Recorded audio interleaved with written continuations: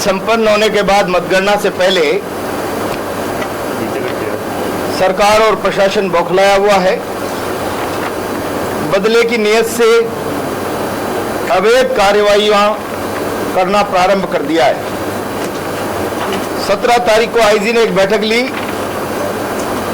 और बिंदु संख्या 2, जिसका हवाला नहीं है, लेटर मुझे मिला है व्यक्तिगत सोर्स से, अधिकृत रूप से नहीं, कि बावड़ी खेड़ा में एक क्रेशर संचालित है जो अवैध है, उसके खिलाफ कार्रवाई की जाए और उस पर कलेक्टर की तरफ से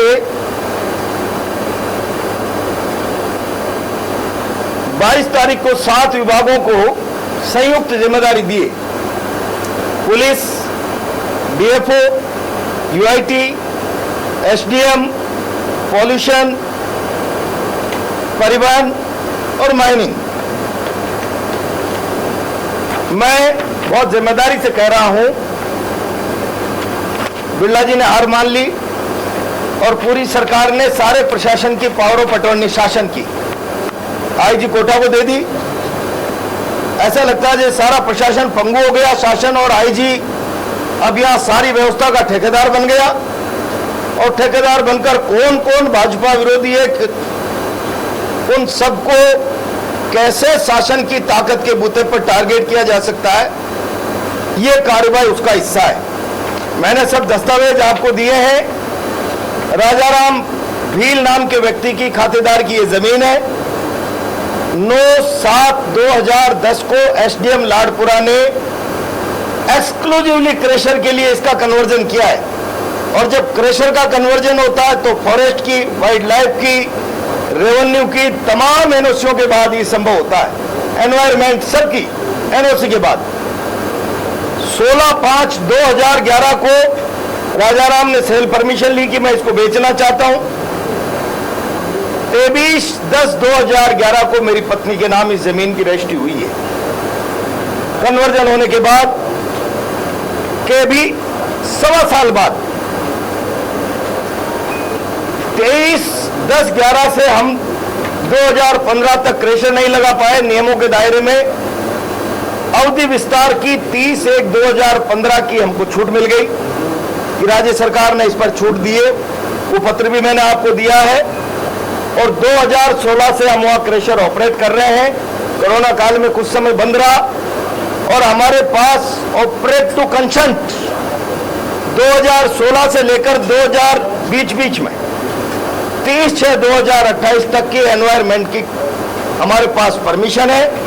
इसके बाद हमको किसी भी महकमे की कोई परमिशन की आवश्यकता नहीं होती। जानबूझकर ये सरकार, ये आईजी जिसको मैंने कॉलेज चुनाव के अंदर टारगेट किया था कि ये बिल्कुल एजेंट की तरह काम कर रहा है। और आज भी आईजी का वो चरित्र वफादारी निभाने का, देखिए मैं विरोधियों को पुलिस की, शासन की ताकत पर किस तरीके से नीचा दिखाने की हैसियत रखता हूं। मैं बहुत स्पष्ट शब्दों में चेतावनी दे रहा हूं, कोई गलत काम करेंगे उसका गंभीर परिणाम होगा। नियमों के दायरे में आप नापना चाहते हैं, नाप लें, कोई इलीगल नहीं है। खातेदार से कन्वर्ट शुदा प्लॉट खरीदा है। एनवायरमेंट क्लियरेंस 2028 तक की है।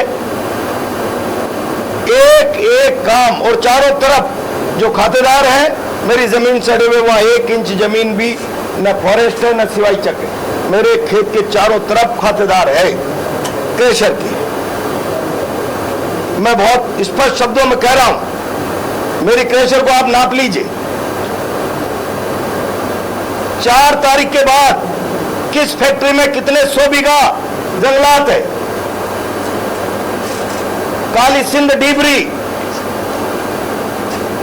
पीतामपुरा आवा, मलायता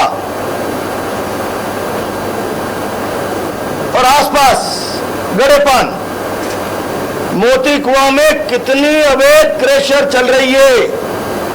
मैं आर पार की लड़ाई लड़ूंगा, आर पार की लड़ाई। या तो मेरा अस्तित्व मिट जाएगा, खत्म हो जाएगा, या आईजी की दादागिरी चलेगी। आर पार की लड़ाई 4 तारीख के बाद लड़ूंगा।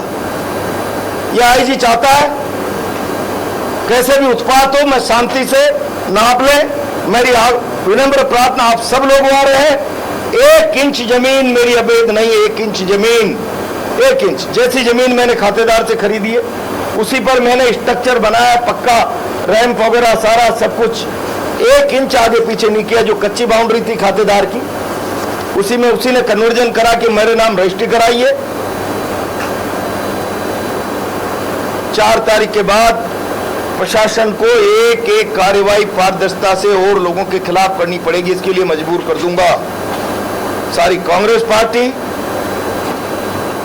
और हम सब लोग मिलकर इस आईजी के खिलाफ पूरी ताकत से 4 तारीख के बाद आर पार का संघर्ष करेंगे, चाहे परिणाम कुछ भी हो। आईजी चाहता है कि हम पहले उत्तेजित हो जाए, मुकदमे लग जाए, गिरफ्तारी हो जाए और मतगणना में इन लोगों को दानली करने का मौका मिल जाए। मैं बहुत स्पष्ट शब्दों में कह रहा हूं, मतगणना के बारे में बाद में बात करूंगा।